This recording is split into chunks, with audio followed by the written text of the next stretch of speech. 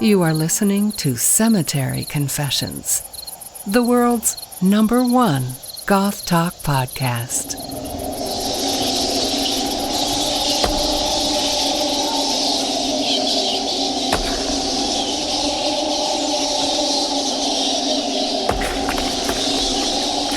Hello and welcome back to Cemetery Confessions. On today's episode, we come in 3 parts. Yeah, you take that however you would like. We'll be speaking with May Graves, who is a drag performer, a musician, an event organizer, a burlesque performer, a former preacher. Honestly, there's nothing she can't do. In the first part of our episode, we get deep into the history of the queer community in Dallas and dig through the connections between drag and goth.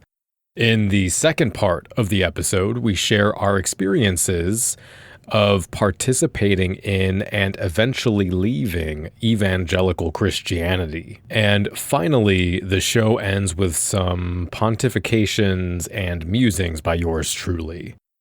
But before we get into that, I'd like to once again make you aware of this episode's sponsor, who is the venerable Chris Cantor, back again to let us know about an upcoming Mentallo and the Fixer show. This is Chris Cantor from Procession Magazine, here to let you know that Mentallo and the Fixer is on tour right now. That's right, one of my favorite industrial bands is on the road and tearing it up across the United States. So go check them out. Also, we're sponsoring the Washington, D.C. show on October 7th at the Renegade in Arlington, Virginia. For more information and tickets, go to renegadeva.com or processionmagazine.com. See you all there. Now, before we get into today's episode, I want to ask that if you listen to us on YouTube, please subscribe through a podcast app such as Apple Podcasts, Pocket Casts on Android, or Spotify. We've run into some issues with YouTube as of late, most notably our episode Countercultural Fascism was taken down for allegedly containing hate speech, which is incredibly ironic considering the fact that this was an episode that interviewed a anti-fascist scholar where we talked about how to actually remove fascism, bigotry, and hate speech from subcultural spaces, how to identify it and keep it out. But that's now gone from YouTube forever. And then our most recent episode, Facing Nostalgia, was shadow banned due to alleged copyright claims, even though the whole episode did fall under fair use because we were doing music commentary. It still suppressed our views. The video was not recommended or alerted to our subscribers or any of that kind of thing. So with that in mind, I just wanted to ask if you could take a second to subscribe to us on your favorite podcast app so you don't miss an episode. I would deeply appreciate it. But with that, I am your host, Danny Ashes, and I'm here with my co-host, Trey. May Graves, I am so happy to have you here. Can we start with your backstory around goth and alternative? How were you introduced to the goth scene? You know, as a kid, I think this is a lot of people's story. I loved Halloween. I loved just spooky things, different things I had an intrigue with horror, and that was a big kind of catalyst for me. And like, you know, I growing up in East Texas, it's very religious. It's very conservative, and also like a little Appalachian. And okay, yeah, it's like it's almost like the bottom of Appalachia. It's weird. It's very much like the same as Pittsburgh, Pennsylvania. I've always noticed that, but looks the same. People act the same, but it's a lot of mountain people who don't live in mountains. And I grew up, you know, going to different schools and changing schools because my parents moved or because I was bullied, and I was already, you know, the weird kid. And I think that a lot of queer goth people grow up and realize that they don't want to be made fun of for being gay. So they just kind of lean into being weird more because it's easier to be made fun of for being weird. And I just got into, being alone so much. I got into just whatever music I could find. I think that my first like introduction to anything different music wise was, I think I went to a Hot Topic for the first time when my parents weren't watching, and I believe the Birthday Massacre. Oh yeah. They had some flyer for their new back whenever musicians put out flyers in Hot Topics.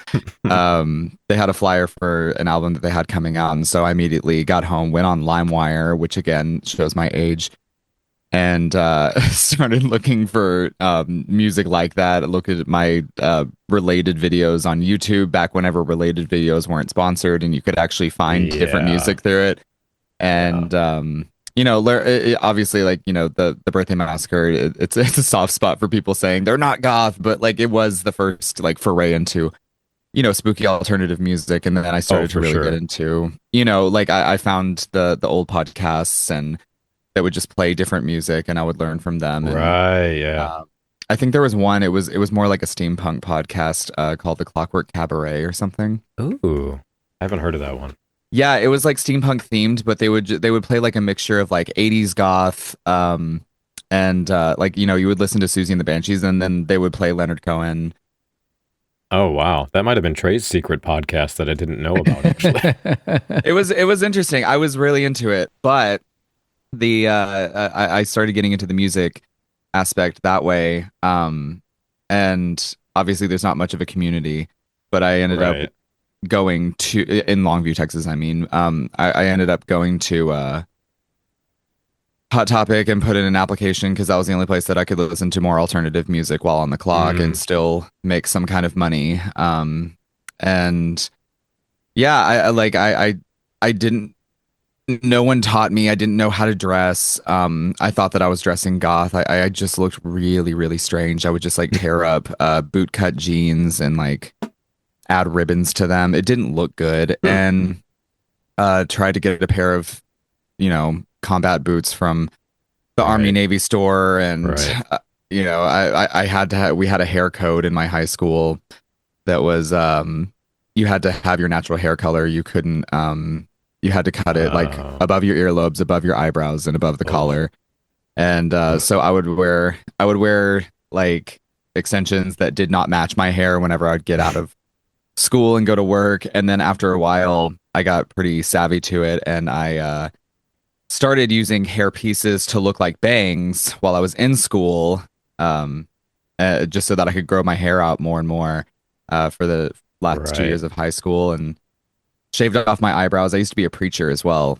And I think we'll get into that. Oh yeah. And I shaved off my eyebrows and started a punk band because I was so deep in Susie and the Banshees, the very like punk roots of goth, and got into synth rock and Depeche Mode, etc. and the classics, and then I found Angel Spit through a friend of mine, and that was my favorite band, just in high school, because it was just angry music for an angry child, and got really into industrial for sure, and had dreams of leaving my small town. But yeah, that's the kind of basic origin story of the goth side. Yeah, I think you unlocked a memory for me because I forgot that there used to be a cork board at Hot Topic. And I think I even put one of my like DJ business cards up there one time. But because it was sort of like the only place that, there were internet forums and stuff, but it was hard to find if you didn't already know like how to get to them. Right. So that was sort of the only place you could see other weird people. Hot Topic used to be a community space for like a second. Back when they sold Manic Panic, they had, do you remember Local Statics? I don't think so. They would actually have like local bands come in and like play and sell merchandise at Hot Topic stores, like local Hot Topic stores. Oh, and I think I missed out on that. Yeah, most of the time they would have like sometimes they would have like big touring bands come in and do it, but most of the time it was just like local bands that they would try to do for like outreach. It was really great for the music scene. It was mostly like, kids that couldn't get gigs, in the bars because they were too young and they wanted to start a band and so they would just do a show at Hot Topic. And with our Hot Topic, we didn't have the way that I forgot how it was, but like legally the way that it was. Um, at our mall, the way that they ran the store at our mall business wise, there wasn't like we didn't have many restrictions so far as sound. And so our Hot Topic was a very loud Hot Topic. And so most of the time at a local static, they would it would be like an acoustic set or something. But like these kids would come in with like huge cabs and just tear the store apart. And that's great. And it was a nasty show all the time that we would lower the lights and let them have it. I love that you said they did it for outreach because that just gave me youth group flashbacks. Oh my God. Yeah. But yeah, we'll get into that. Well, I was going to ask about drag, but you brought up Angel Spit, and I wanted to ask a little bit about, well, your album and how you sort of hooked up with Angel Spit, because I listened to your album. Monsters, the first one? Yes, thank you. But my first thought was, this reminds me a lot of the music, the industrial music that I loved that I don't hear anymore, like sort of 2000s in a good way. Of like that crazy industrial Angel Spit thing, but there was like heavy doses of like evil surrealism, and I loved it. I really loved it. And then I went and looked through the production of the album and saw that, oh shit, Angel Spit and Zoog actually worked on this. So how did that happen? Yeah. I was a super fan. But I didn't have the money. I grew up on a farm, and so I didn't have like a lot of the money to go out and go out to Dallas anytime that they would be out and touring. And then like also around that time, they were mostly doing shows on the East Coast or back in Sydney, where they're from. And I was a lot of my first punk band. It was my friend who also partially ran youth group with me, which we were doing that at like 17. We weren't like paid or anything. We just had a terrible youth group, and we kept going through youth ministers, and so we would be at the helm, just like taking over. And we decided we were both gay as hell. We came out to each other different times. And I was an asshole too. I was still a Christian. I was still an asshole for like so long, but I was still like embracing this like goth side, and it really did help me out. But I was a big fan of Angel Spit, and I would send them, sending your favorite artist, your demos, and what do you think about this? Or like, is hella supporting them like on their like album fundraisers and stuff like that. And so the way that I really got on their radar was, I think it was for whenever they came out with Defibrillator. And I think it was like one of the first times that they had like fans remixing things for them, that like they didn't just go and ask other people. They were like, well, let's see what new artists are doing. And so they had fans just send in remixes. They just put the remix kits out and just let us have fun. And I made this awful remix, and because I'm not trained at all with music, still very rudimentary. And I sent it to them, and they were like, well, we're not going to use this, but would love to give you some critique. And that's really nice. It's the thing about Zoog, the thing about him is that he is he's an artist who believes in like no matter what you do, he believes in it, and he wants to help out, free of charge as much as he can. That's great. Yeah. For community. And he and so like we kept in contact after that, and I would send him messages every few months, just kind of like keeping him updated about like just my dreams and things that I wanted to do. It was very magical. And I finally dropped everything, moved to Dallas in 2014, and that was whenever I got my first like kind of boyfriend. It was like my first like relationship, but it was that first gay relationship that's complicated, and you don't realize that he is already jaded and chasing after somebody else. And so I was real deep with this boy, and so I was depressed. I was in limerence. I was crazy, and I was sleeping under my friend's sewing table. And I texted Zug and I said like, hey, I am in a dark place and I don't know what to do with myself as an artist right now because I just think I want to move back home and just die. And he said, call me. And so we had a Skype meeting at my friend's apartment. And I told him everything that was going on with my life and all the petty shit that seemed so big at the time. And he said, all of that is a song. All of that is an album that you just told me. And he said, write it out and come back to me. And it was a few years after that, things got better and I still had those songs written. I still had songs written from my first band that we never put out. And Mermaids, I wrote my senior year of high school. And it was such a, like, looking back, I'm like, that was such a good song that I wrote as a child. And then I sent a message to Zug whenever I wrote the song Monsters, because it was the first demo that I was really proud of in a very long time. And I sent it to him and I said like, hey, would you mind, just putting some synths on it if you'd be down. And he said, this is a really good song. How do you feel about an album? And yeah, it was just, I was over the moon. And because I didn't want to be the one to be like, hey, do you want to work on an album together? Right. Person that I really respect. And so we had a lot of meetings and we talked a lot about it and about like, how we wanted to go about it. And I had a whole bunch of songs written that I hadn't even touched. And I was like, well, let's just pick 5 songs. And then he sent me the instrumental tracks that he worked on for through the demos that I sent him. And then I had a terrible recording studio at the time and my shitty demo vocals. And we ended up deciding that I was going to fly out to LA and stayed in his studio for, I think, 5 or 6 days. And we just partied in LA off Hollywood Boulevard. And, he cooked me food and we just hung out and we recorded an album. And funny thing too, is that it was 5 tracks, but the 6th one, Cantaloupe, which I originally hated, we wrote while I think we were drinking. We went out to Precinct, see a drag show, and throughout the week, Carl had just been like writing down stupid things that I had said throughout the week. And so that's why the song makes no sense. It does seem like the few interviews I've seen with him, he's always looking for stuff to put in music, like random sounds out in the world, like anything.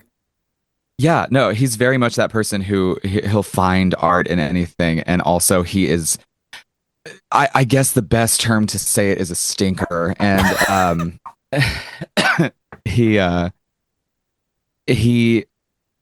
wrote them down as lyrics. And by the time that I read them back, I was like, I don't even remember the context of what any of this means. And he said, like, get on my synths. I know that you don't know how to use them, but just start pressing buttons and we'll make a song out of this. And so I was like, this is going to sound stupid. I screamed the lyrics in, and because we had to stay inside. The reason why we did that was there was a murder that happened across the street and we couldn't leave because we would go out for a walk after recording one of the songs, and we would come back, and that was kind of our process. And we weren't allowed to leave because there were cops outside of every apartment complex, because there was I think it was like the Grammys or the Golden Globes or something was happening that week, and so it was a safety issue, and so they had to shut like the whole block, 20 blocks down, and to keep the rich people safe. Exactly. So exactly. And so, us in District 12 had to sit in our, in Carl's apartment and just start screaming weird shit into a microphone. And then he sent it back to me, and I forgot that we even recorded it. And he was like, the gays are going to love this. I was like, what are you? And so yeah, no, he's always been just such a great friend and a great mentor. And someone who really is just purely a decent person, and I've always appreciated him. That's an incredible story. What are you planning for the next album? Is it going to be similar to Monsters, or you got something else cooking up? Yeah, so we've been releasing the new album. It's called Here Lies May May Graves, and this one I wanted to really, because Monsters, it was kind of almost like a scrapbook of things from my past that I wanted to bring up and kind of organize in front of me and marry it with what I was going through at the time. I do not feel as attached to that music anymore now that I've learned so much just working in nightlife for the past 15 years now. And, looking back, the music was also me trying my best to be a drag queen's drag queen and sound like a drag queen and marry this idea of drag music with goth music I wanted to go more so into just the fun experimentation of what can goth music be or industrial music be, right. and go into the many different ways that I wanted my music to sound. And so I said I wanted to do 13 tracks. And this album tells more of a story, which I'm also writing a book. At some point, it'll be a thing. But books are time consuming, for sure. Yeah. I have it down to like, I think I'm on like the last few chapters, and I know how it ends, but I just need the time to like write it out correctly before I, say that's the zero draft. But right, the story of May May Graves is she's a girl who died in 1989, and she hated her life, and she witnessed the apocalypse happening in 1980. 7, 8, something like that. I'm looking at numbers, but the apocalypse happened. The sun never came up, and she's in this just post-apocalyptic world where monsters, reign supreme. It's very Monster of the Week, Buffy kind of vibes, and then she wakes. So the story is her waking up in her grave and figuring out how she died in the first place, and trying to figure out the story. And while she's, trying to navigate this world that is essentially a graveyard, and it's comedy, it's camp, but it's also deep, very bloody horror, and just kind of marrying all of my favorite things into a story. And so a lot of the parallels of that are my life that also deal with substance abuse, with just me working with the scene. All of those things are parallels that I put into the music. And so the music is very much, a lot of it is very much into the idea of a rock opera, but loose whenever it comes to story, because I still want people to listen to it and gain something from it with their own story. Right. If that makes sense. No, I love everything that just came out of your mouth. Yeah. Aw, thanks. Yeah. That sounds amazing. Yeah. I'll probably actually... I'll ask you afterwards, but if there's a song, I guess even from Monsters, but if you had an upcoming song I could throw into the episode or something, I'd like to do that. Yeah. The sound, the sounds are also different. Every song is its own kind of vibe, and that's the cool thing. Whenever you listen to a lot of industrial music, specifically industrial music, a lot of it sounds the same on the same album. Yeah. And once you hear one, you've heard them all.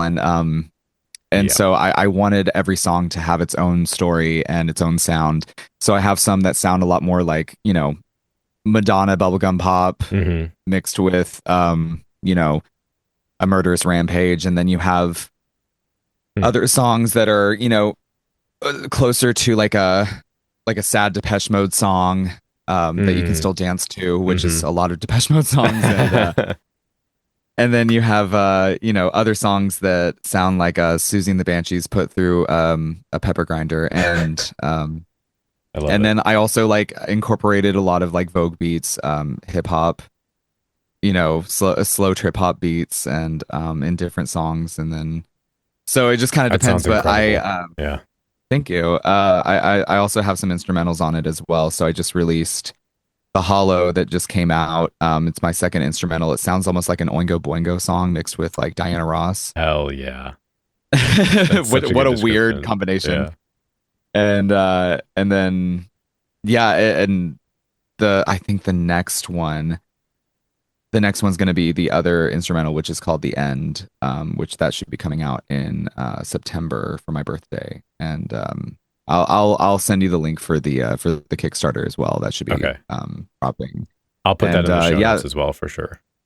yeah, thank you. And the album, we pushed it back, so it's coming out October 31st. So Hell yeah. Perfect. Perfect day. Woohoo, spooky. So you said something really interesting that I wanted to follow up on, which was you were at a point in time you were trying to be a drag queen's drag queen. And I think one of the things I love about the show is getting to hear about the ways that people's identities are, different aspects of their lives are enmeshed and interplay with their sort of emergent identity, like how to, goth mixes with your religious views or your performative or like performance aspect of yourself, how you like to express yourself, sort of the art you make, that kind of thing. So maybe can you talk a little about like what your self-discovery journey through getting into drag was and how that was, I guess, influenced or affected by goth, or just sort of how that unfolded over time? Yeah, it's a long one, but it's a good one. Yeah. So getting into drag, I got into drag, I think like season 2 of Drag Race just came out. And around that time I think I was 16, 17, around the same time that I was preaching. I worked very fast, and I was still going to my private Christian school, and it's not as hoity-toity as you think. They didn't have a lot of money. I had a graduating class of 12. One of them is in prison for life for murder, and the other one was mysteriously murdered, and that's still unsolved. So it's small town shit, and Yeah. yeah, there is some. Only people from Longview understand the stories that come out of Longview. That place is so interesting. So many things go unsolved behind the pine curtain, and it's a lot of methamphetamine. And but we had a tiny little gay bar called Decisions, which is, there's so many gay bars with that name or with a name similar to that in the South. You have Decisions, you have Secrets, Whispers. What's the other? And then there's always one called The Boom. And before that it was called Choices. What I'm trying to say is they didn't have a lot of options. And I think it used to be an old funeral home or maybe a supper club. Either way, you couldn't tell because you couldn't see 1 foot in front of your face. It was so smoky. And I remember sneaking out. Before that, I was already dressing kind of weird. I shaved off my eyebrows and started that punk band.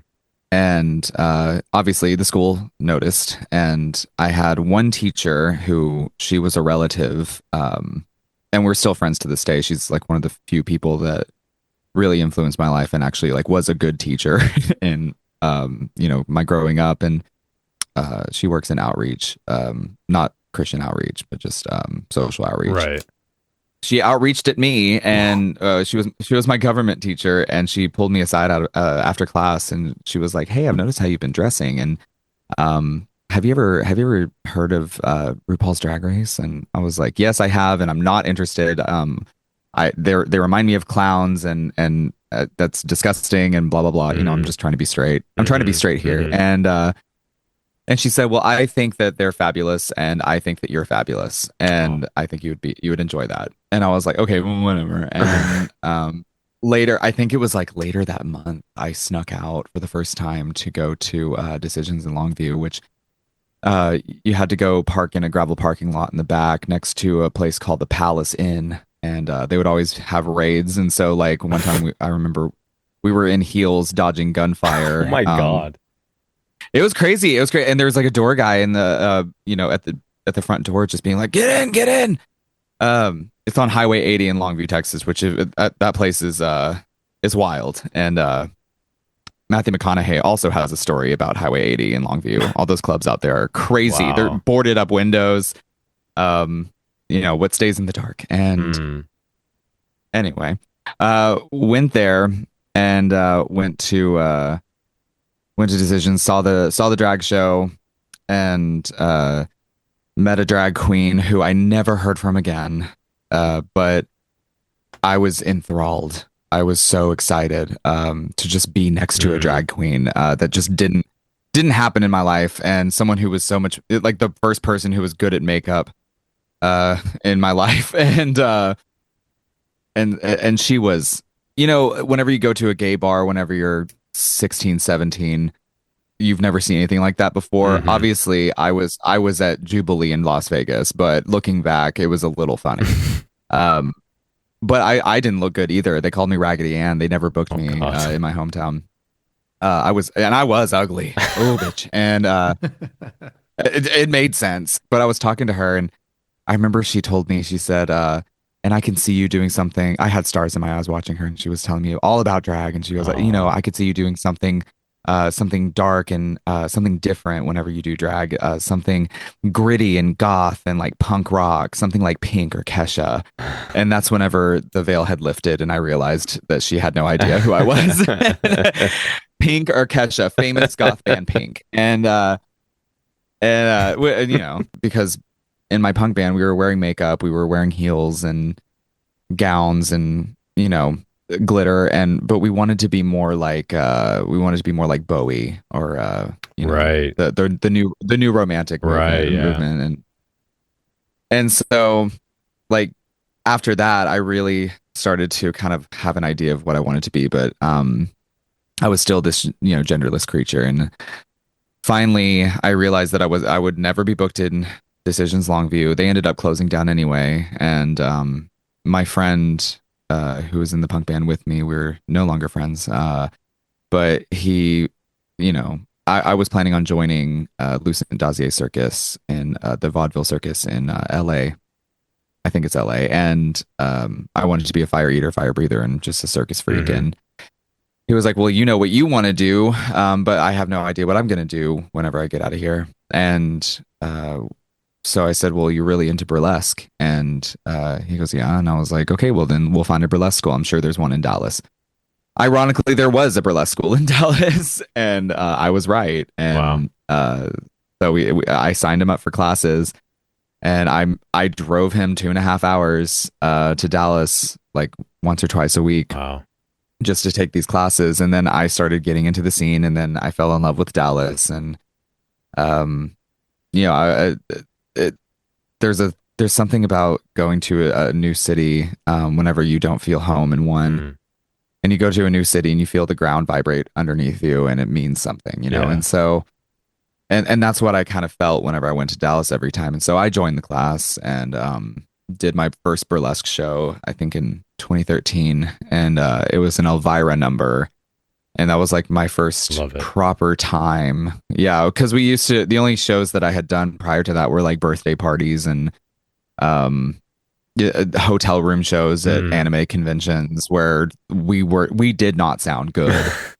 And just promoting music that I look back and I'm like, why did we do that?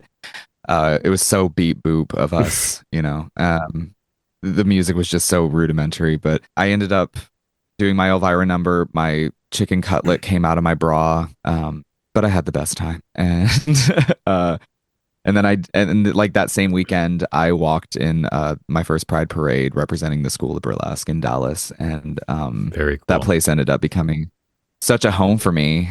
And so it all happened so quick. To answer your initial question, how did that get into goth music, etc.?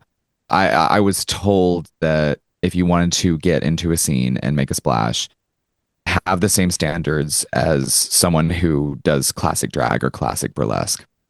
and do all the things, follow all the rules until you get to the point where you're able to break the rules if you want. So I did the pretty drag. I was raised like I was raised by wolves. I was raised by old classic pageant drag queens and old burlesque performers, and did the glitz and the glamour. And I am happy that I did, because I was taught to have some kind of standard, because performance in Dallas, we're all taught how to be workhorses. We do have an old guard that I am very proud of. Looking back, I appreciate those drag queens who would stare at me from across a room and walk up to me with a brush and say, blend. It's terrifying. And then it all happened so quick. Like I said, I moved to Dallas because Longview was going to kill me, and stayed in my friend's under my friend's sewing table for a while, and started working at the Dallas School of Burlesque, and started just running shows, and started working at the Texas Theater, started working at Sue Ellen's, which is the lesbian bar out there, and JR's, and just started doing suddenly 5-6 shows a week, which is I was cutting my teeth constantly until I started getting paid bookings. And once I got there, I was just doing drag to do drag. And I think that a lot of drag queens worry more so about their bookings and the number of the bookings rather than the quality and the artistic idea of where their performance is coming from. And so many drag queens nowadays, they don't want to look like any other inspiration other than another drag queen that inspired them, which is fine. But so many girls will start drag to get on Drag Race. And I wanted to do drag to get into music. And so once I got to a point where I was comfortable, I started doing a lot nastier drag, a lot of weird drag. We had a drag queen who would do shows at the church, named Nikki Trash, and she was the only goth drag queen, proper goth drag queen, doing Susie and the Banshees, doing Jenna Torturers. And I said, if she's able to do that in this space and still look so amazing, I really was just so inspired at her. Tasha Cole, Tasha Cole is another one who she was Miss Gay US of A 1981, still performing to this day. And she was also the first drag queen to ever wear pads. She started hip pads. Really? That's crazy. That is crazy. And Dallas history. And she back in 1981, she was the weird girl. She was the me. She was doing the weird stuff. And now she's one of the biggest legends in drag. And the people that don't know who she is it's crazy to me, because I grew up on her, and I finally got to work with her because she has a show called Icons, and it's an earlier show, but it's a show where she, I think quarterly she'll just put on this huge show. She had Hot Chocolate, who was the #1 Tina Turner impersonator in Las Vegas, myself and a few other performers, and working with her it was crazy to work with her, just because I don't know what it is, but there's just something about her that's just so cool. She's just a cool person. That was around the time that I got into doing more shows at the church, was whenever I saw Nikki Trash and saw people like Tasha Cole, and I was like, oh, well, I guess I can incorporate the things that I was doing in my punk band into my drag now. And so I took away the glamour and started really getting more into fetish shows, working with the goth scene here in Dallas. I heard your interview with Joe, and that he's like a real cool uncle. Joe Virus for me. I love Joe. Yeah, he's one of the coolest fucking people. But whenever you would go into the church, especially when it was at the Lizard Lounge, it was the amount of people that you would just that would immediately embrace you. I love that. The first time I worked there, I remember, I think it was Nikki Trash. It was the first time that I worked there, and it was the first time that I had been there. And I was working at Hot Topic still, and I was in Longview, Texas, going to work, and I get a call. No, I was on a date. I was on my first date with a boy. Ooh. And I get a call from Nikki Trash because we had done a show together at Sue Ellen's, and I had wanted so bad to do one of her shows at the church. I'd always wanted to go to the church. It was such a legendary space. And so she called me one night. She had someone back out of the show, and I was on this date with a boy at the Longview Mall, and I Wow. always kept all of my drag in the trunk of my car at the time. Like a superhero. Because I wanted to leave. Yes, I wanted to leave. I wanted to leave so bad. I didn't have anywhere else to put it anyway. Right. And so she called me and she said, "Hey, how fast can you get to Dallas?" And I said, "I'll be there in 2.5 hours." And I looked at the guy and I said, "You can get a ride home, right?" Wow. And Wow. ended up going to the church and feeling just so at home, and it all came together. It really all came together about like just what I wanted to do and how I wanted to lean into that. So I hope that answered your question. Did, yeah. Like, it's so interesting too how interconnected goth and drag are. You mentioned glam, you mentioned fetish. Obviously there's a big crossover just with like safe spaces for queer people. I was thinking about this yesterday because I was looking through trad goth makeup on TikTok, and just sort of like what younger people are doing with trad goth makeup, and a lot of it looks like toned down drag makeup. Yes. Yes. Well, go ahead. No, go ahead, please. I have so many feelings Please. about it. I think that a lot of people already, because makeup tutorials back in my day, we had like 3 makeup tutorials for drag queen. The one was Manila Luzon, the other one was like Misty Eyes, and the other one was Petralude. And all 3 of those women did not have my same skin tone, so I didn't know what to buy. And Right. like I had no idea what I was doing. It wasn't, but you were just ugly for 2 years until someone came up and fixed your brows. And so I nowadays the kids are so spoiled with so many makeup tutorials, so much information on makeup. And I think a lot of that has to do with how there were so many drag makeup tutorials that just popped up in the late 2010s. And Right. I think too, people are just doing bigger with their makeup. And I think whenever they look back at like trad goth looks, I think they look back at just any club kid looks. I think they zero in on Google Images whenever they see Kabuki Starshine. You know? Yeah. Because it's not trad goth. But I will say I appreciate Gen Z because I don't know if it's the same everywhere else, but you would go out to the goth club in like say 2016, 2017, especially like, a few years pre-pandemic. Yeah. And people were, it kind of turned into t-shirts and a black t-shirt and like, some old demonias and, the same fetish wear that you would see here and there. But people weren't really turning looks anymore. And now the kids are really coming out to the clubs in crazy good looks. Yeah, it's insane because I do remember, especially pre-pandemic, like you said, I always like to dress up, and so I would get lots of compliments, and I always felt pretty good about myself. And now I go out, the only one. Exactly. Now I go out, I'm like, oh my god, I'm a rock under someone's shoe. Like, holy fuck, are people showing up? Yeah, it's crazy, and I don't know, like. I feel like the past 2 decades, everybody's talked about how goth is like dying or whatever, or the scene is dying. And I think a lot of that has to do with, because older goths, and I have been that older goth. And you will be. Yes. I'm sure. Yes. Drag ages you double and my left knee doesn't work. So,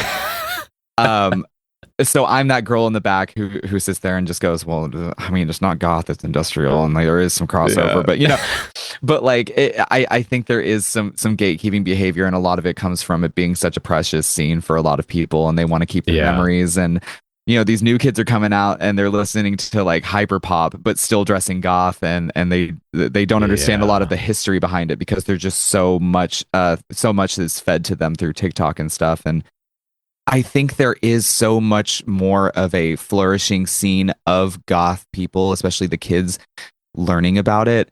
But I think that thanks to social media as well, they're so much more dispersed and they can't find each other in a community space like a goth club or like a queer goth night or something like that, which is what I try to do with my queer goth nights that I run. And but it's hard for people to find each other again because we had like vampirefreaks.com or forums. I miss forums.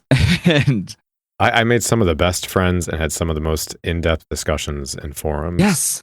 And I just don't think social media is set up for that now. It's not the same, and it doesn't have, it's so uniform now to the point where you can't look at a website for its aesthetic and and get that little twinge of excitement whenever you join like a stupid chat room at 4 a.m.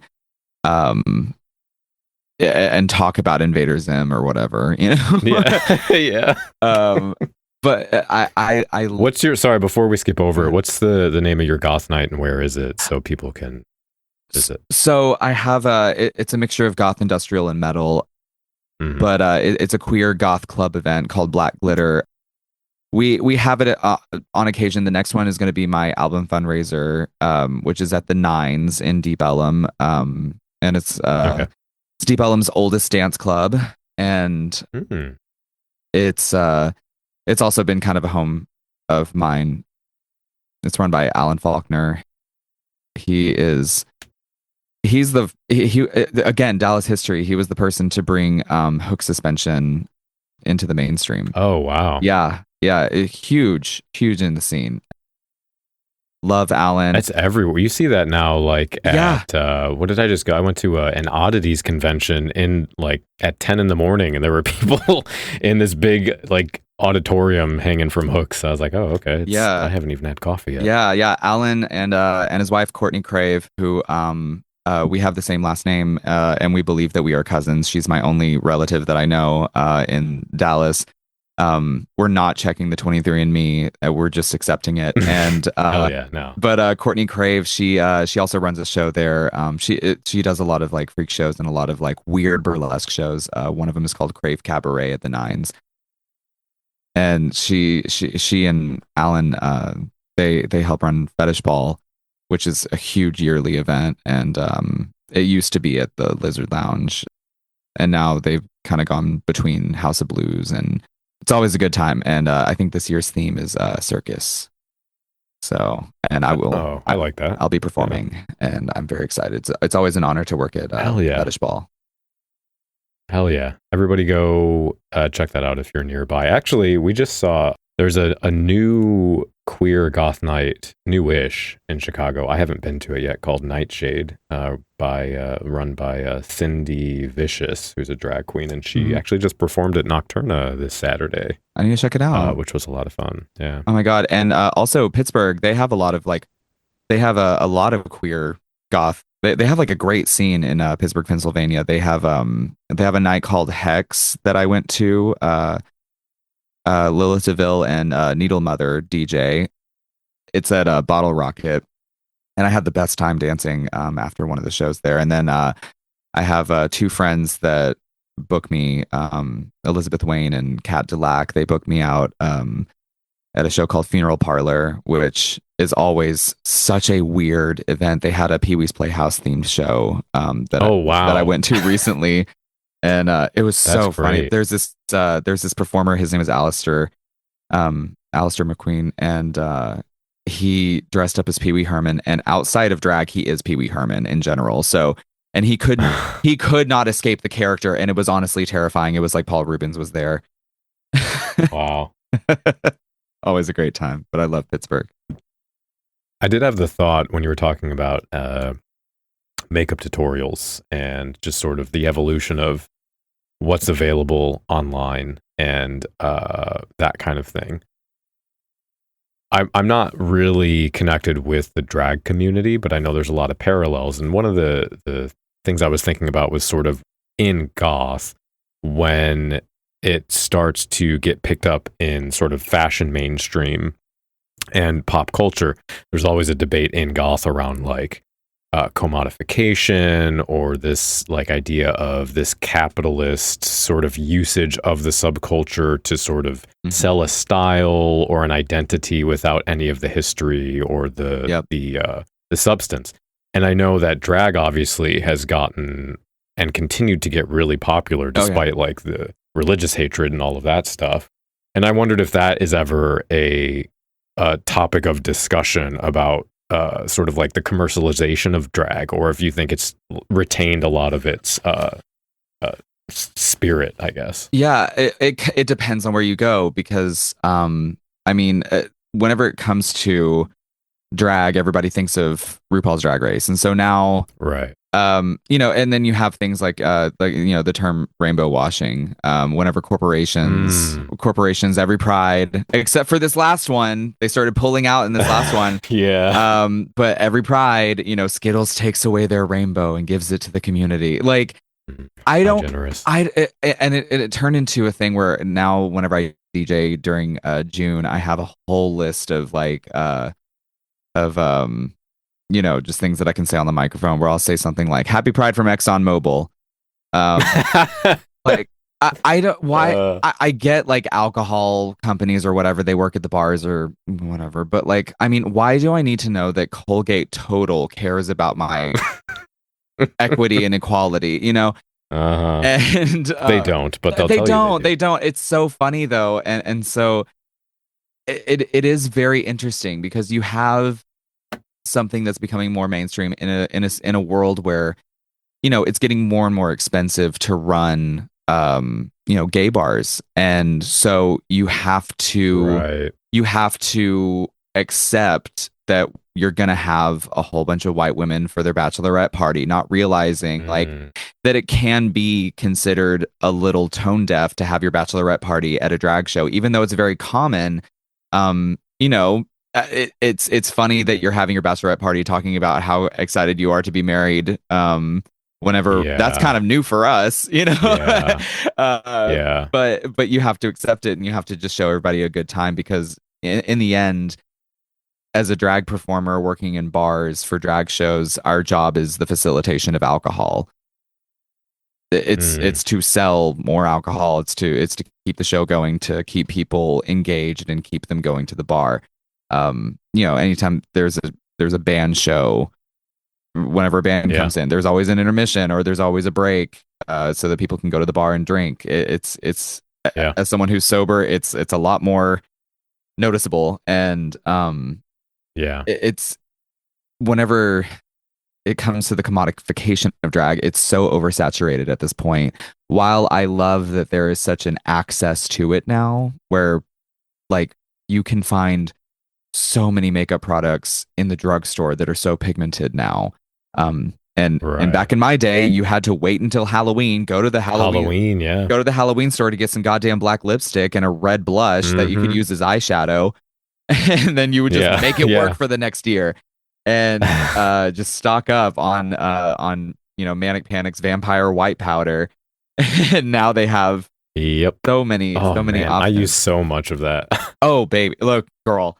But it's whenever it comes to the commodification of drag, it does get a little irritating, because we have a show called Rising Star in Dallas, and you know, a lot of the big drag queens from RuPaul's Drag Race, they were Miss Rising Star, Kennedy Davenport, Alyssa Edwards, somebody, Plastic Tiara, but so now that so many people have gotten such big success out of that, everybody wants to go to the Rising Star show, which is great. It you know, gets more people in the door. It's exciting for the community to have all these young kids coming in and getting excited about something that, you know, back in the day, it was about the pageants that would make you big in the drag scene, and now it's all about getting on RuPaul's Drag Race or Dragula. And so with that goal in mind,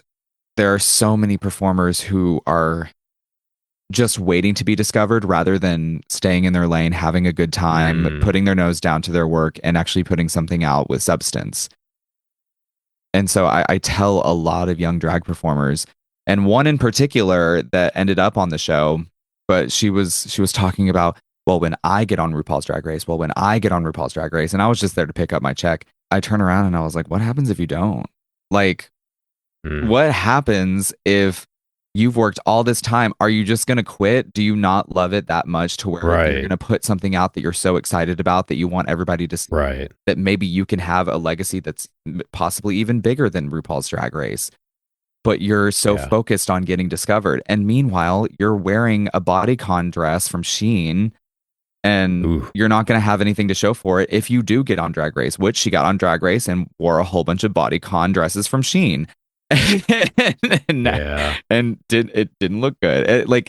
That's my little bit of shade, but I agree with you. I think even regardless of what the art is, if you're in a local band, or you're a busker or whatever, the goal shouldn't be to get on America's Got Talent and get big. Like, I think especially in goth, I think I like that sort of runs in counter to the ethos of the community, that it's not about trying, the underground occult sort of nature of it sort of promotes small community and just like helping people around you rather than sort of trying to get yours and then fuck off. And I can get into a slight bit of shade, but it seems to be happening in the alternatively, it can backfire because now you have shows like Dragula, which,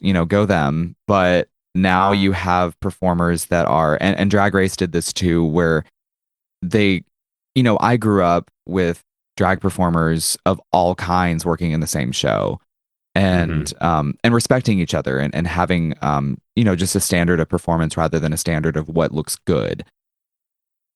And now you have this pageant performer versus alt performer, which I hate the term alternative drag, because alternative to what? It's drag. Yeah, it's all like, I get it, but I don't get it. And so you have these kids, these alternative performers who are coming out of the woodwork, who are doing alternative drag just to be alternative, and there's not any substance to it. There's no reference point to why they're doing it, other than they saw this person, spitting blood out of their mouth on Dragula, and they think that that's alternative and shocking, and so they try to be a shock rocker on stage, and they end up making a mess, showing up late, being unprofessional, because they don't respect the older performers, because they're pageant queens, and there should be this big divide and this big line between pageant queens and alternative queens, and alternative performers in general, not just queens. Where they think that they have to do away with standards. Like, one of the things is you go to a show, and if somebody goes to a show and they see something on a performer that they can buy on Amazon that hasn't been, changed at all or altered in any way, then why are you on stage? Like, those kind of standards where it's like, same thing. If you buy a wig, at least shake it out when you pull it out of the bag. Do something to it that makes it yours. And I think that there's I don't wear French tips on stage. I don't wear, French tip nails, but I do wear nails, even though they are a little scraggly and covered in glue. And they look like witch fingers, but that's my vibe. And I don't feel like I'm a drag unless I have that. Everybody should have some kind of standard to make themselves bigger when they're on stage, rather than walking out to "In This Moment's whore" and screaming at the audience. That's me just being a jaded performer. Everybody's drag is valid, but I I love to see something that will surprise me, and just because you shock an audience doesn't mean that it's going to surprise me. Well, I think especially I think if you're going for something shocking, there should be something behind that, something that you're trying to say, I guess, at least in my opinion. Like a lot of the performance artists that I like outside of drag, like they're doing a commentary on the HIV sort of thing in the 80s, the AIDS crisis, or like whatever, some sort of personal. That's why I liked your album as well, because it was very personal and there was obviously a lot of depth and stuff there. Not to say that I think, obviously just having fun and queer joy itself is sort of a meaningful statement as well.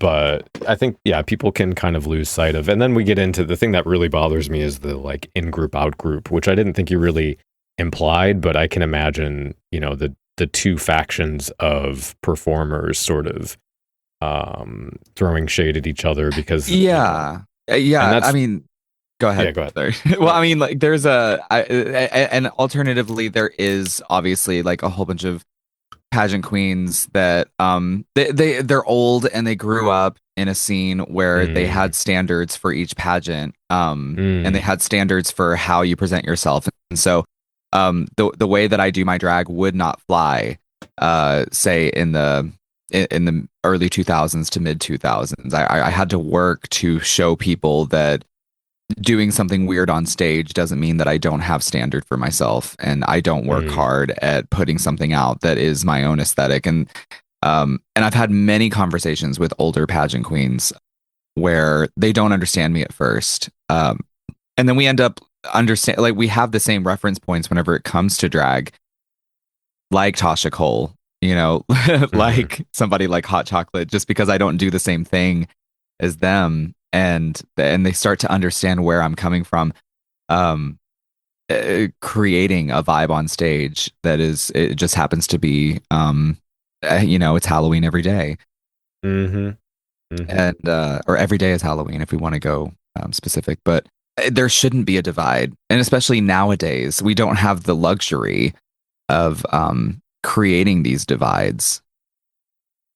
And there's something that everybody can, the older performers can listen to the younger performers and learn something completely new. And same vice versa, that the younger performers can listen to the older performers and take everything with a grain of salt. If I say that I want to see nails on you, it doesn't mean that you have to wear nails, like an opinion with drag is not the same as an opinion with human rights that we have to deal with nowadays, I did want to, well, Trey, did you have a question or comment you wanted to throw in there before I don't know. I was debating about discussing this, but I guess I don't know if, so my experience with drag is pretty minimal, but my understanding of it going in was all about the camp and the elaborate costumes and flamboyant performances of lip syncing and dancing and all that stuff. And then when I started going to more drag shows lately, and maybe it's just the ones I'm going to, there seemed to be more emphasis on less about the costuming and all that, but it almost turned into almost a strip show. Yeah. So whenever I started, there was more of a divide. Maybe you'll see one drag queen in a burlesque show, but you wouldn't see burlesque in a drag show a lot of the times. And I think there was a resurgence of burlesque in the mid to late 2000s to the 2010s. And before the movie Burlesque, the burlesque scene hates that movie and what Cher did to them. But love Cher, but that movie was wild. And but around that time, punk cabaret was becoming a thing, which you can argue that a lot of the goth scene influenced that as well, and the punk cabaret scene kind of came out, and people started really getting into the cabaret scene of the 1920s onward to the 40s, and and so that started to get a resurgence, and burlesque became pretty huge for a second, and it still is pretty big. But then you had the drag scene in major city, and then suddenly you had, you know, all these burlesque shows popping up, and then you had all these burlesque schools popping up, and it had its own little renaissance, and so then you had a little bit more muddying of the waters between the two, and so you would see a lot of what they called queerlesque shows, which is a mixture of, like, you know, queer art. It could be drag, it could be any kind of queer art, mixed into burlesque shows. And then now you have a lot of drag performers who were raised in those queerlesque scenes, and a lot of it has become kind of a mixture of both. And it depends on what show you go to, you know, what they want out of it. There's the shows that I do, a lot of the times there's a little bit of burlesque, but overall we just kind of look for variety in a lot of the shows that I do on the Strip, and it's a lot more focused on the, you know, the elaborate costumes, the drag that you kind of grew up with, because that's the old school drag that, like, we've always, you know, done in Dallas. But with you can still see that burlesque and stripping aspect with I mean, there's a girl named Mulan Alexander that I work with, and I hate how beautiful she is, and it makes me so mad, because also, like, outside of performing, she is the biggest just goofball, and she will show up like 10 minutes before she's supposed to go on, and we're just backstage, and she's in a t-shirt and, you know, joggers, and, you know, looking at TikTok on her phone, and then she'll put on some BB cream and like one eyelash and some chapstick, and then suddenly be the most beautiful thing you've ever seen, and then she will dance so well, and it's like a scene from, you know, Showgirls or something, where she just this like one spotlight, she will do, like, you know, kicks, flips, splits. And then there was one video of her that went viral a few years ago. It was back when I was drinking, because I remember, because I drank heavily that night, because I was like, well, there goes my career. But she walked out. It was a Monday night. It was kind of dead, and, you know, people were just coming in because of the rain. And she walked out, and she was the final number. She walked out to this, you know, this slow jazzy song. And as far as I remember, it was a slow jazzy song. And she saw that it was raining outside, and she walked out onto the sidewalk and started doing this beautiful, like, flash dance, you know, in the rain. Wow. And they turned up the music so you could still hear it, but the whole audience just gathered around the exit of this bar, just watching her and filming her. And then me and the other drag queens, we were just drinking, being like, what are you going to do when you quit drag? What are you going to do when you quit? And but yeah, like, and so I think it all goes back to that song from the musical Gypsy, You Gotta Get a Gimmick. And I think that was something that was lost for a few years in the drag scene and in the burlesque scene. And now I think people are starting to realize that they have to have some kind of story and some kind of theme for their character when they're on stage. And I'm seeing that more and more, and I'm appreciating that, because you can only see so many girls who look like Plastic TR from Drag Race, you know, doing a split and a death drop to an Ariana Grande song until you get really fucking bored. People come for the variety. And we did a great show on Sunday in the Rose Room, or Saturday in the Rose Room, and Sunday, but Saturday in the Rose Room. And I think it was Crystal Summers. She's a drag queen who's been doing drag for decades, and she's Dallas's Barbie doll. And we were backstage, and she kind of looked around the room, and she realized, like, how much variety was in the show. And this is the Rose Room it's a legendary event space, a drag space. And I'm lucky to be on cast there. And, like, Crystal's looking around, and she goes, you're really giving just different types of performers. You have Bleach, who's giving this very modern, like, Charlie XCX, mixed with, like, a rocker. You have Mulan, who gives this classic burlesque beauty with great dance moves. You have Your Highness, who is this incredible personality, with just great talent, and she can pull out a good Megan Thee Stallion mix. And then you have Crystal Summers, who pulls out, she can do a great Dolly Parton impersonation, and like just the levels that you would see from different eras. And I think that's one thing that we can gain from the internet age that we have, because TikTok, like it or not, at least there are moments that artists from, what's her name? Why am I losing it? Kate Bush, Running Up the Hill. Thanks to being on Stranger Things, it became a huge sound on TikTok. And this person who is suddenly an artist who, put out the song, and now it's this crazy event as if the song just came out. Because the kids are just now listening to it, and that might not have happened without something like TikTok. You have all these, right? Like Dead or Alive, that had a moment on TikTok. It suddenly Jimmy Fallon, I think, did a cover, like a performance. Was that it? Dead or Alive? What? I think that's crazy that it's Jimmy Fallon. I think so. It's certainly possible. He always does a lip sync battle thing, so it could have been one of those. It makes sense. It makes sense. Yeah. But yeah, I mean, it is interesting to see. Paul Rudd and Jimmy Fallon. That's crazy that it's those two. But I like that we are kind of the pioneers of this new age, that we grew up in a scene where you would take your pictures and then put your digital camera away and then upload them later in the week when you had time after work, and now you would upload or it take them to Walgreens to get developed. Yes.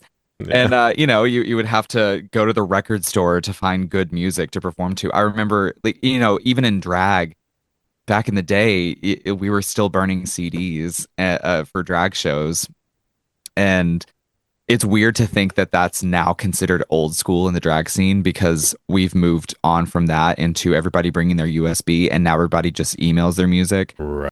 I remember I thought it would be so cunt to like bring my CD in a horror movie case. Whenever I would do, I would pick a new horror movie every week for the Monday night show. And my first night I brought it out. I think I got like Cabin in the Woods or something, or maybe it was like a Friday the 13th re-release. And I give it to the DJ, and then I didn't realize that it was one of those CD cases where you have to like pop the middle to take out the CD, and the CD broke in half. CD. Oh no! It was like my first night working a Monday night at JR's, and they broke the CD in half, and they were like, "Well, I don't know what to do about that," and so. They had this booklet, this large CD book that had like a whole bunch of CDs that drag queens had left over, and we were just going through the CDs trying to figure out like what's on them.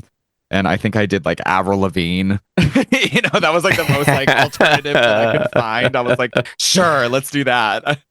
Incredible.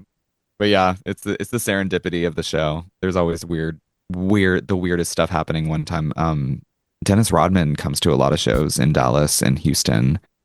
I guess that doesn't surprise me, but I had not heard that. But he co-owned the Lizard Lounge with was it with Carmen Electra or Madonna? Oh my god! He was dating Carmen Electra. I think it was him and Carmen Electra who co-owned. They had some kind of co-ownership with the Lizard Lounge back in like the 90s. Maybe early 2000s, and but he loves drag queens, and so he came out and he threw $500 at me in singles. Wow. And we took a picture together, and I sent it to my dad, who like, it's one of those things. We have many differences, but anytime that like I see somebody famous, I'm like, hey, the work that I do is important. Please notice me.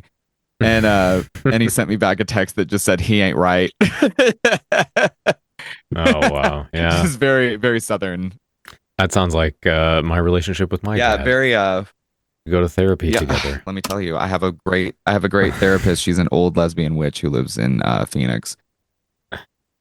Hell yeah! I had before I lost my health insurance, my therapist was also a witch, which was the craziest thing when we figured that out. My girl is she's pay as you go.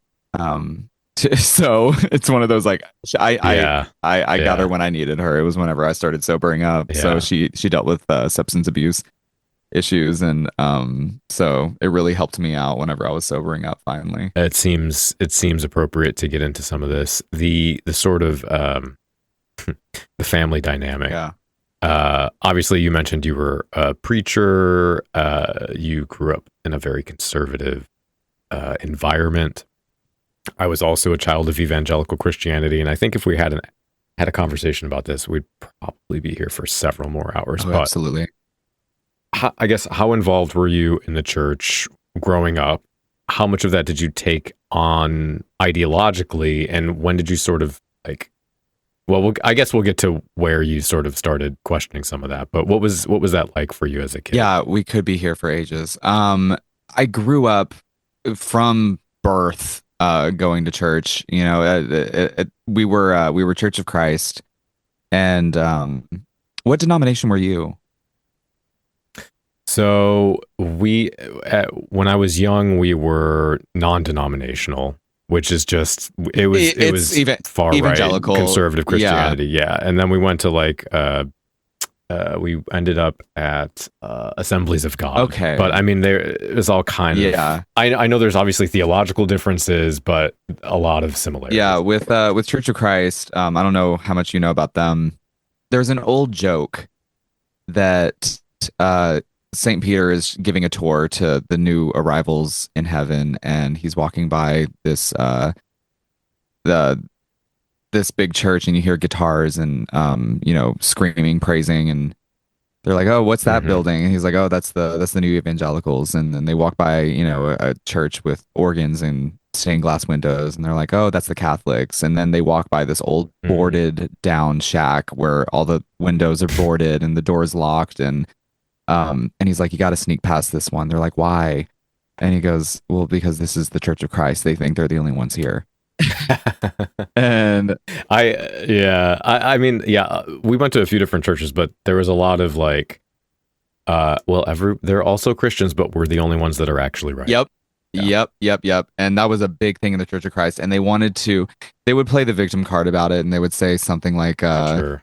Well, we're just following the Bible to a T, and which no one does. Yeah. And but they would sit there and say, well, like they didn't say, we don't have musical instruments in our church. It's only a cappella singing. And I'm like, well, they had musical instruments in the Bible, but they didn't have, khakis and and a pulpit, But yeah, I grew up strictly Church of Christ. My entire family was Church of Christ. And I really thought that like 90% of the world was Church of Christ. I thought that was just the normal thing that everybody was.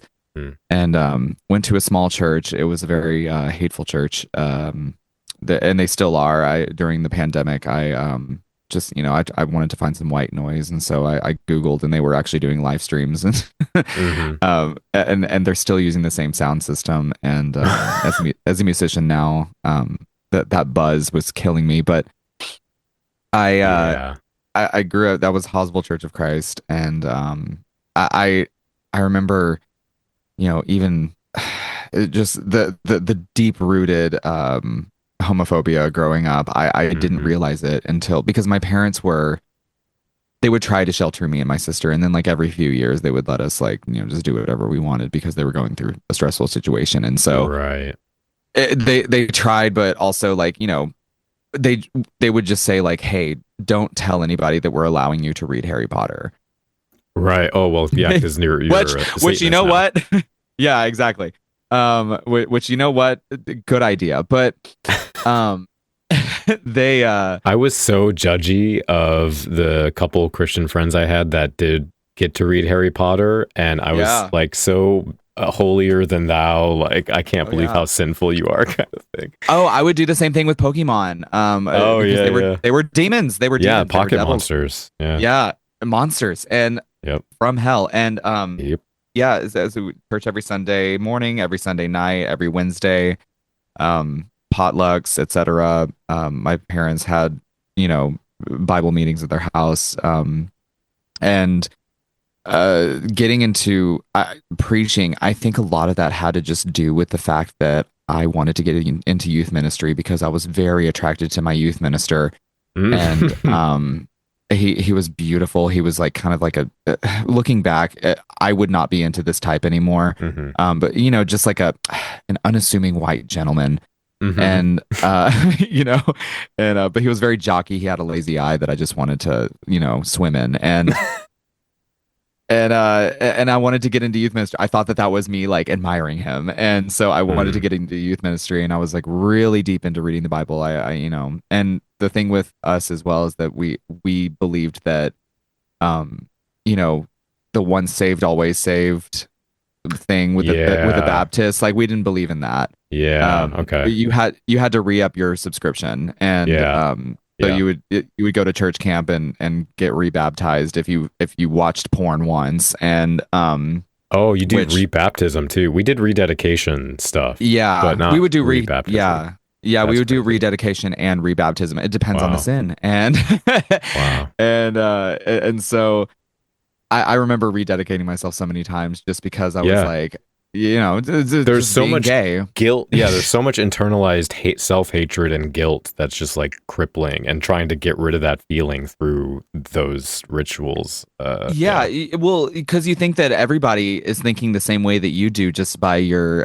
upbringing, and so you think that something is wrong with you because you can't fix your brain the way that everybody else was able to. And so I thought that I was the only gay person. I remember growing up, and me and my sister, we were very open about my sexuality, and like we would, as toddlers, we'd fight over like this boy that we would have a crush on or something, and then I started to reel back because I didn't know that it was not the normal thing in church until I really started listening, and I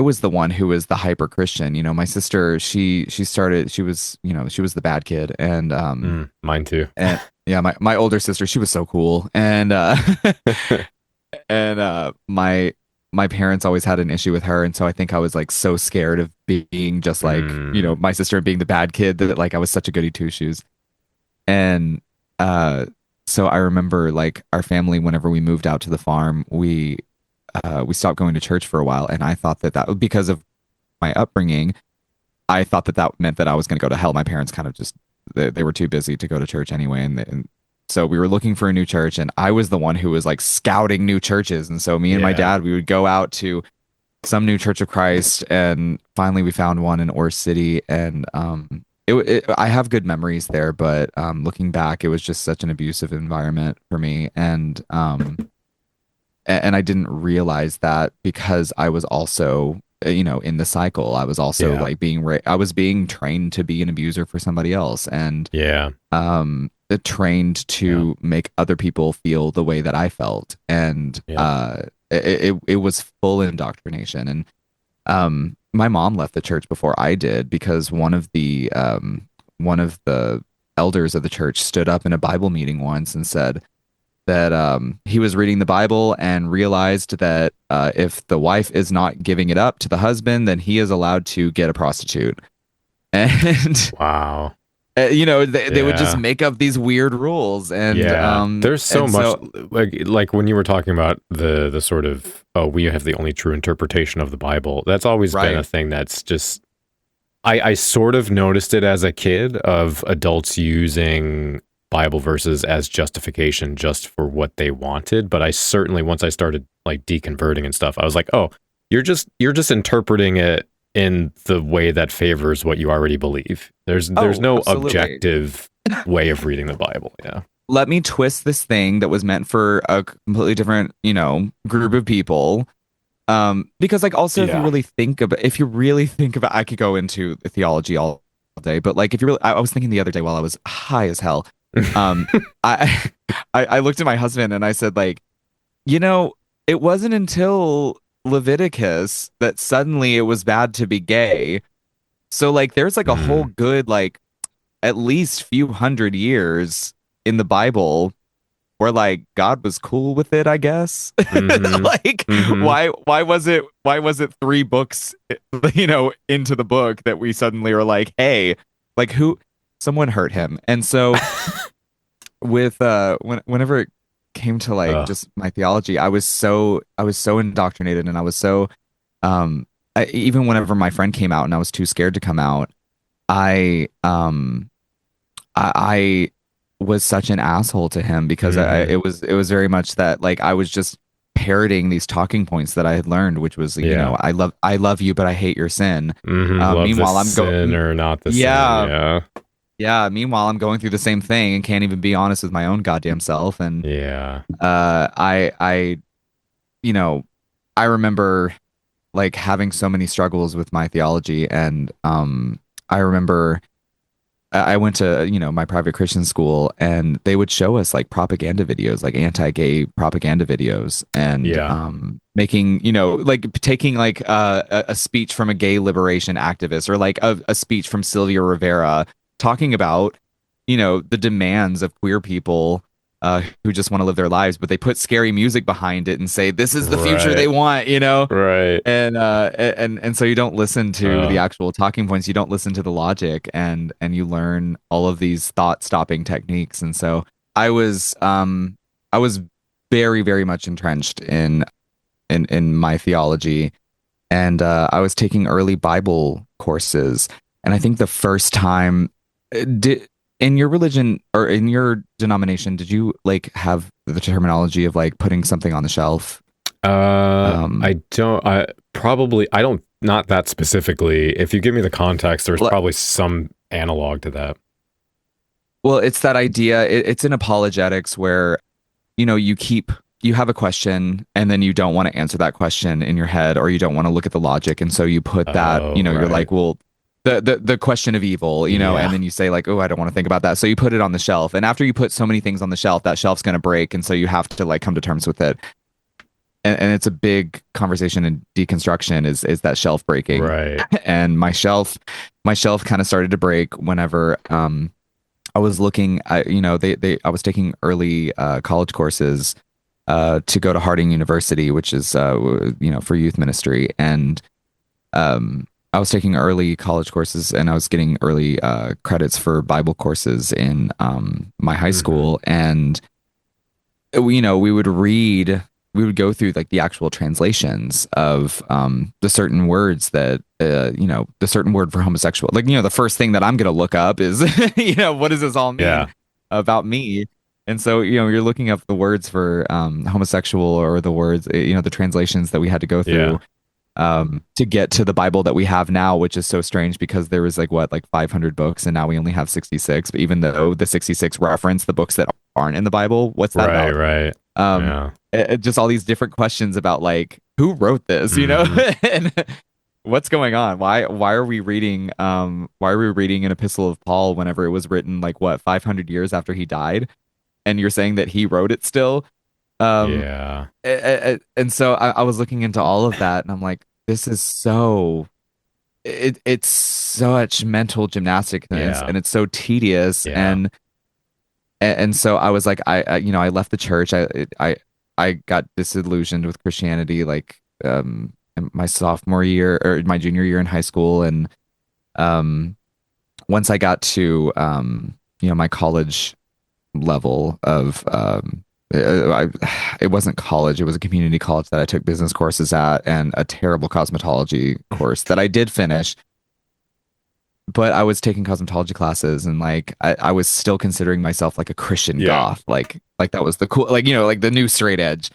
And I just to briefly cut in, that's part of the reason, you know, because for me, I was in a bubble for such a long time, even though I was going to like public high school and stuff. My parents were so restrictive about everything, and that sort of prolonged my Christian belief, because I got involved with a group of Christian goths. Like they had their own church, a couple different churches and things like that. And it was just, it had this idea of like, oh, I am doing something different, because the other Christians I know think goths are Satanists, but we know, you know, we're more enlightened and cooler and, you know, whatever. But it still brought along all of those conservative beliefs with it. And so all of my like whatever, if I thought the earth was only 6,000 years old, or I thought women were supposed to be subservient to men or whatever, all that stuff was still there. It was just, we were wearing lace and thought we were cool, you know? Yeah. I mean, that's exactly what I started to fall into.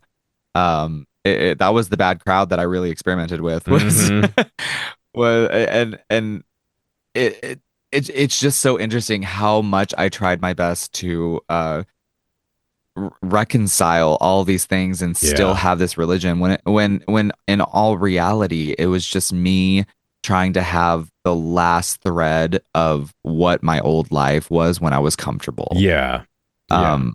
It was me still trying to make not make my family panic whenever I would dress weird, so that I would still be, I could still keep my friends from school. I could still keep my family. I could still keep all of these things. And I didn't, I didn't really take into account that, like, it wasn't because I believed anymore. Right. It was because of my comforts that I didn't want to lose, and that I knew that I was losing anyway. The grave side of my family, my mom's side, that's my last name on my mom's side, it's her maiden name. And wow. A lot of them hate that I use the name Graves for my stage name. And there's one in particular, and God, she is wild. But she's a flat earther, QAnoner, Christian as hell. Yeah. And I started realizing more and more she was the one that really put things into perspective for me, that I would never, even if I was slightly different. Before she was even a QAnoner, before she was a flat earther, I just knew that there was nothing that I could do to appease her or her side of the family. And so why should I do this for so many other people whenever I could be living my life for myself at this point? And I started getting more interested in the idea of theology and religion after I left Christianity. That's that weird comfort that you get watching a documentary about, church camp, where you're like, I was that kid. I was there. I was that kid crying. Yeah. So I have, and also it's one of the few things that I know is like theology and stuff. And so, it's something that I get to put in my music. And it fits the goth narrative of nightmarish lyrics, about, so many of my songs are all about me, especially this new album, are all about me, like kind of reconciling with all these things that, I think they call it their lavender rage. Whenever you finally accept yourself and then you realize all the shit that you've been put through as a queer person. Right. Okay, yeah. And you have to reconcile with this anger that you have, where you're like, this thing that they're never going to understand. Yeah. That they did to you. And so a lot of that, one of my new singles, it's the music video is coming out either next month or October. I'm still deciding, but it's called Buried Alive. It's the lead single for the album. And the whole song, I'm so proud of it.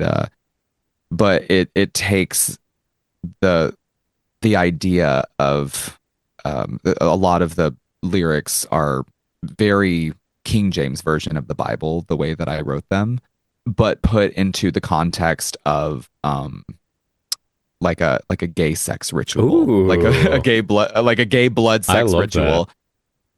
That. It's a battle cry from all of these things that I've been through, and it's a way to get out that lavender rage. But the chorus is, maybe I'm evil, maybe I'm bad, buried alive.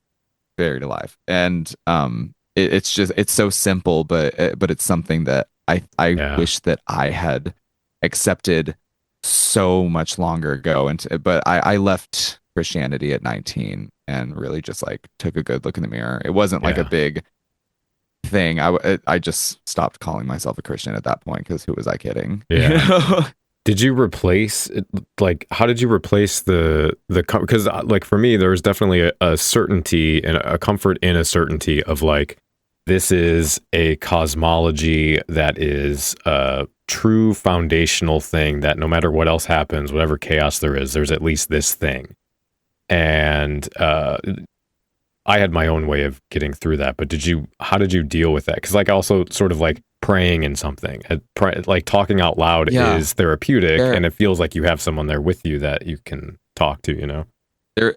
There is a void. Yeah. There is a void. It that's interesting. I never really thought of it that way because I think we just do it we do that kind of replacement out of a fear of our own loneliness and being like, stuck with ourselves. Yeah. Especially when you leave the church, because the church leaves you. People just stop talking to you. Pieces of your family stop talking to you because they're just as scared. And to reconcile with that, I got a little into some sort of witchcraft. Nothing set in stone. Tarot cards. Some praying. I didn't like. I felt gross praying to any other deity. Especially when I got really into just scientific logical study, where I'm like, at least this will be honest if it turns out that something's wrong. Right.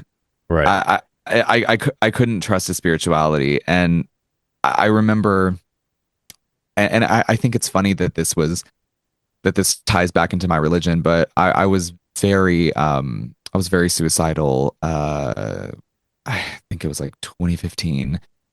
And I was really just tired of schlepping it in Dallas, thinking that I was going to make something of myself. And I was still just, doing, 6 shows a week and nothing to show for it. My costumes looked awful. I was working too hard and not making enough money. And all of my costumes ended up becoming cardboard and duct tape. I was going through a breakup of a relationship that wasn't even a real relationship. And I was like, what is the point of this? And it all kept coming back to,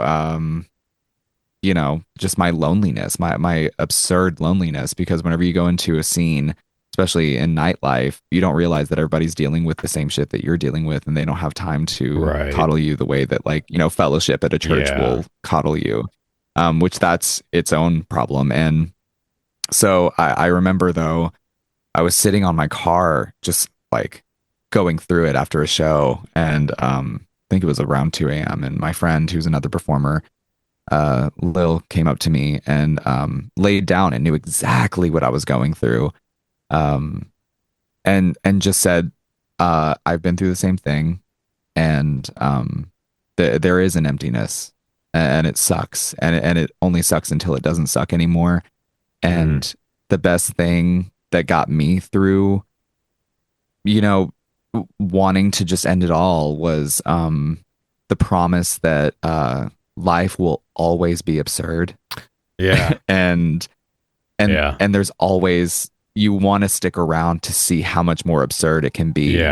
And so it's not a matter of at that point I realized that it wasn't a matter of finding some control in the chaos. It was just embracing the chaos and riding the waves and enjoying this strange thing that we live in, Right. Yeah, there's some, I don't remember which, I think it was an absurdist philosopher, said something to the effect of like, if life has no meaning, then why not dance? Oh, my cat just knocked over a whole bunch of shit. Sorry. Oh, no, you're good. Yeah, I forgot who wrote that, but yeah, no, I remember reading that, and it's very much that they're so, I mean, the things that we go through, the as performers, as weird people, as queer people, I mean, even growing up in, I was silently transitioning in Longview while I was working at Hot Topic, and I was socially trying to transition, but also like I didn't want anybody to know because I was still a Christian, but like also I was just like, oh, I'm just androgynous. I just wear baby doll dresses sometimes. And everybody, everybody called me May anyway, so it was just kind of a gender neutral name in my head. And tried backdoor hormones for like 2 weeks, and then I just got too emotional and I stopped. And then after a while, I realized that I could just be in the middle.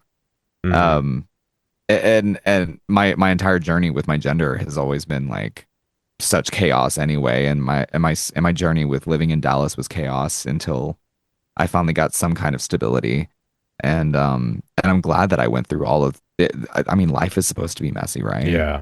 I think that's the danger of, I mean, for Christianity, sort of my upbringing fucked me up socially in a lot of different ways because I couldn't relate to the Christians I was with, but then I had no cultural touchstones of any kind with anyone outside of my religion because of how restrictive my media consumption was. I couldn't socially, I feel like I'm still sort of making up for some arrested development because I don't have the like media cultural touchstones that everyone else does. Well, it's funny that you say that, talking about just like, I mean, that's the whole point of why I started Black Glitter. Because whenever I was going out to industrial nights, it was a lot of like, the old rivet heads and industrial heads that like, it's a whole bunch of like, dude bros or even like strange conservative goths who would come out to shows and they were, and it's very masculine energy and I wanted, and like I go to goth to get away from the toxic, especially now with manosphere stuff. Like I think goth is a nice counterbalance to that because it's there can be a healthy masculinity there. And so when you get the dudes in the like cargo shorts and the shaved heads, and it's fine, but once you start talking about things in certain ways, it's like you shouldn't be here. Yeah, I mean that's the thing is like the whenever like I would go out to like goth nights and I would deal with those kind of guys, and then I would go to queer nights or gay clubs and I would feel so out of place because my media consumption like throughout junior high through high school and college in like on the farm was my own decision. It was things that I consumed myself, that I found myself, which was mostly goth culture and horror movies and stuff like that. That was the media consumption that I wanted to do. So I wasn't going out to clubs and listening to the newest song and and not to say that I was just completely in the dark, but I remember going to the gay club. It's such a visceral memory and I don't know why, but I was out at the gay club and I was doing a show and I remember Beyonce's Drunk in Love came on and everybody started singing along to the song. It just came out, I think, and everybody started singing along and I was the only person who had never heard that song before. It's alienating. And you sit there and you're like, I mean, even I was talking to Zook about this just the other day on the phone because so many of my friends here, there is a slight alienation because so many of my friends here, they went to high school together in Dallas, or they grew up together, they grew up in the city, and they don't know the strange nature of where I come from, and so if I lived in my hometown, I would be dead at this point, or on a lot of methamphetamines, and I think about like if I stayed at home where I do have that comfort and I do have that familiarity and I could just stay on the farm and just be, an old witch woman, which is how I plan to retire. But hell yeah. But that's when I get the boob job and Z cup minimum. And but I think about if I moved there and just gave up, I would be so comfortable. I mean, even financially, and yet, if I like, whenever I think about living here, there is an alienation because no one has that same story that I do of like everything that I had to go through to get here, and it is alienating, which is why I have Black Glitter, because I was too dark for the unicorn. The Pink Pony Club and too too queer for the hyper masculine sects of the goth scene. And so, there is, we have to create that middle ground. Well, this was something I wanted to ask earlier, but it just came up again. Well, I was curious where drag sort of informed your gender identity, or goth, I guess, but what you think drag has to say about gender, if anything, or you personally? I think that thanks to Drag Race, everybody has an idea of drag that just is not what the scene was. People are acting like cis women doing drag is a new thing. Whenever Wendy Ho was creating events in LA, San Francisco, all across the world, Right. doing drag as a cis female. And same thing with trans performers. People are acting like that. Once Sasha Colby came on the scene, everybody's like, "Oh, trans people can do drag too." And it's like, no, they've always been backstage with us. Yeah. These women doing drag have always been backstage with us. These drag kings have been backstage with us.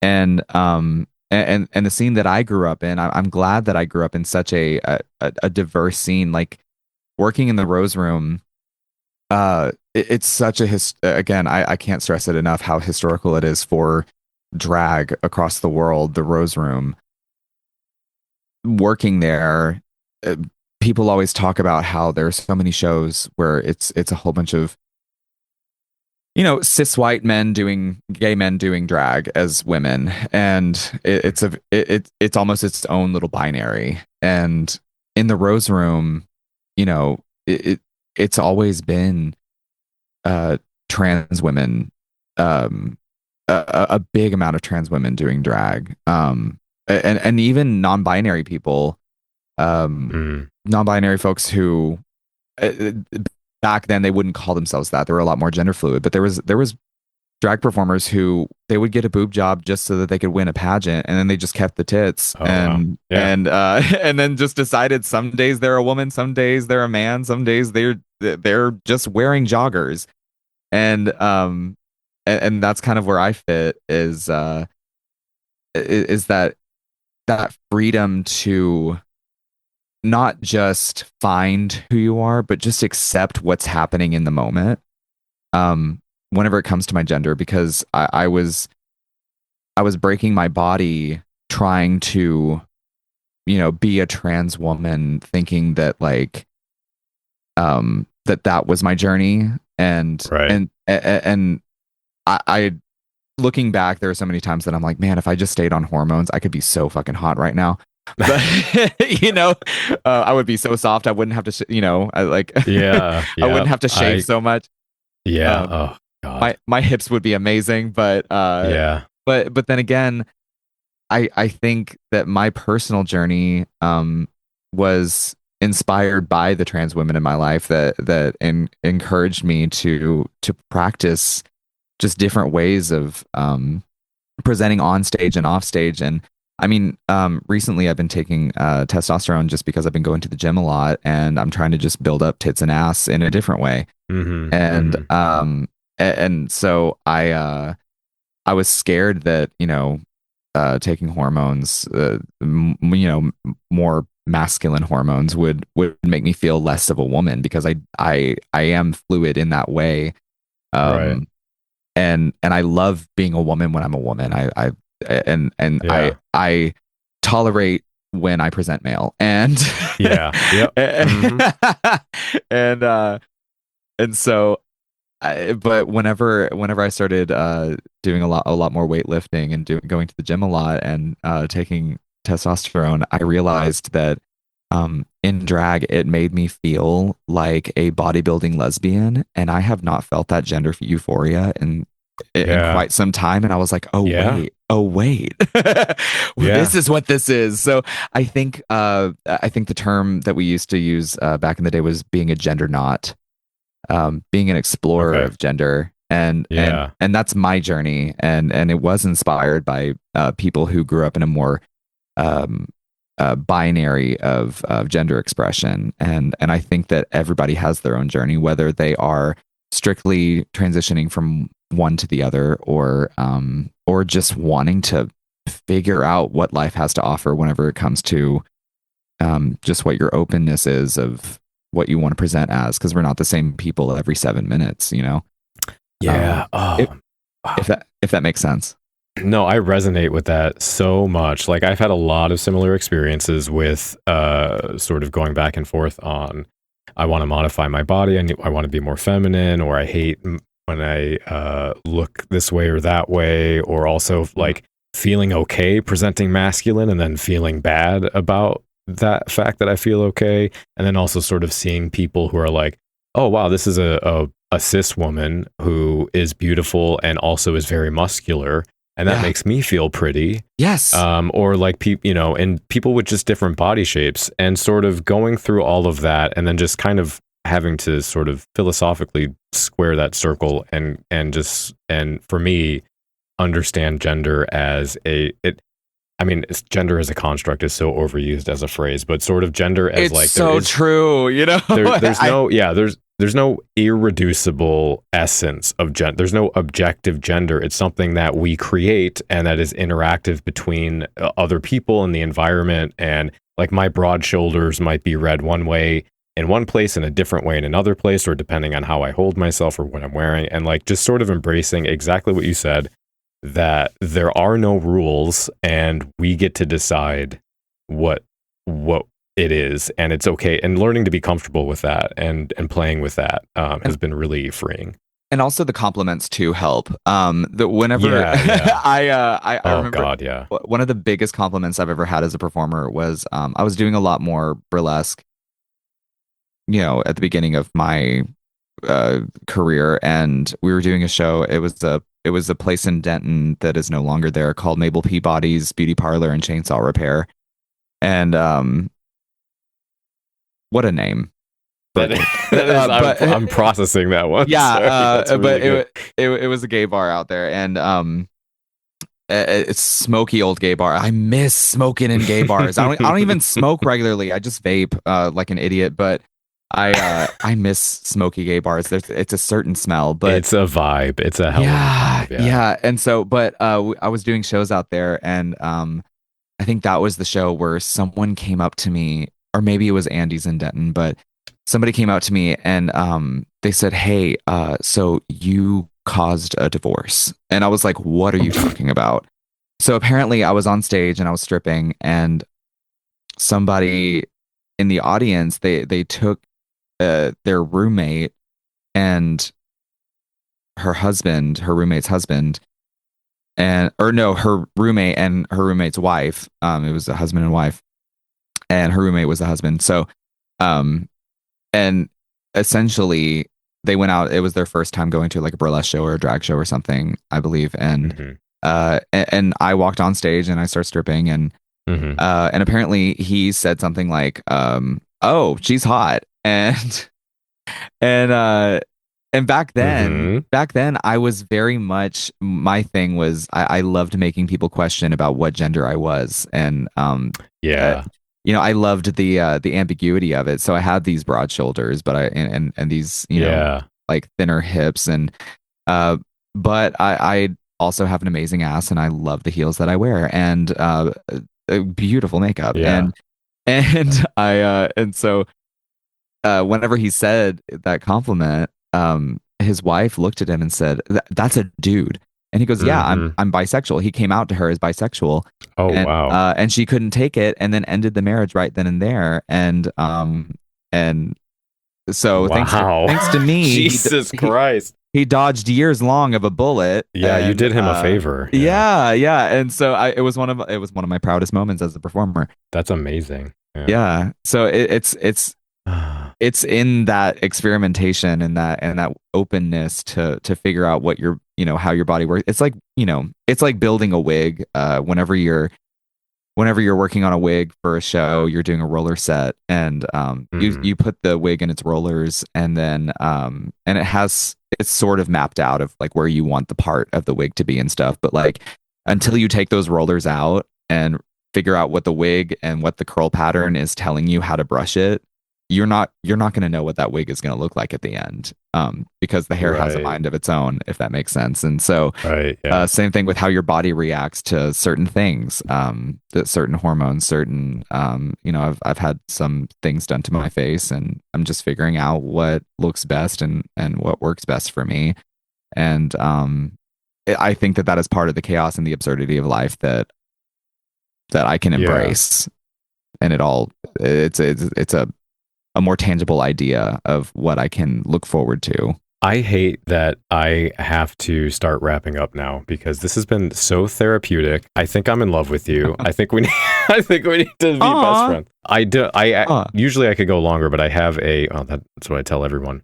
I have a thing that I have to take care of tonight. Nice. But I related to so much of what you said, and I really appreciated you sharing all of that. Like, honestly, I'm going to be thinking about this conversation for days. But I also, since we have to wrap up, I want to ask if you can let everyone know where they can find you, your website, your Bandcamp, whatever you'd prefer to point people to.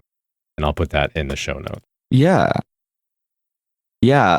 So you can find, I think I have 10 or 11 tracks that are out right now, because we're releasing every song on the album as a single, so that it gets its own love on streaming before we release the album fully. And so you can find most of the tracks from the new album on anywhere music is sold and streamed, Spotify, Amazon, whatever. Just look up May Graves, May Graves, like a gravestone. You can check out my Instagram, May Graves. The May Graves is my backup account from whenever I got hacked, but I don't use that anymore, so I'm not going to look at your DMs. And you can find me on, just any socials. Check out my YouTube. I just put out my new music video for my song Deadhead. I have another song that I released before that for my song Suicide Bride, with a great music video with Lorelai K. At some point I will update my website because it still has the Suicide Bride streaming now link, which that was last year. And but maymaygraves.com, and my Kickstarter will be out, and I will put that send that to you as well. But also, this has been my favorite podcast that I have done. Oh, stop it. Yeah, no, I'm serious, because I've done some really bad podcasts where I did not do my research. And it turns out that I was, doing a podcast with like conservative gays or something, and I didn't realize until halfway through. Yeah, shit that, where I'm like, oh my God, this is an ambush, and it's saying yes too many times will get you there. And and so I have to do my research now. And so whenever I saw that you did that interview with Joe, I was like, okay, we're in good company. I loved your questions, and I appreciate your patience with my sound issues. Oh, no, not a problem.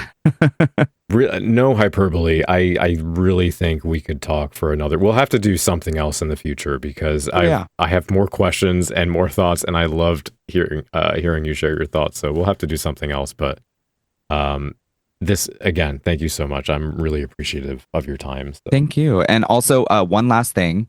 Very important. I don't know if anybody else knew this, but Big Bird was supposed to be on the Challenger. I don't know if anybody knows this, but everybody should.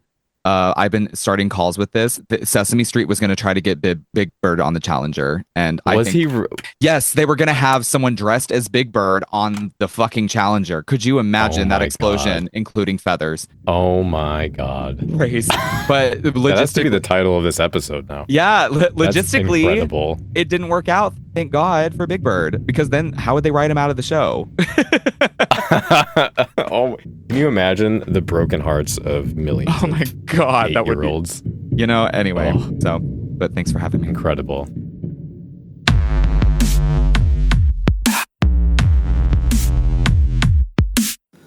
Deadhead.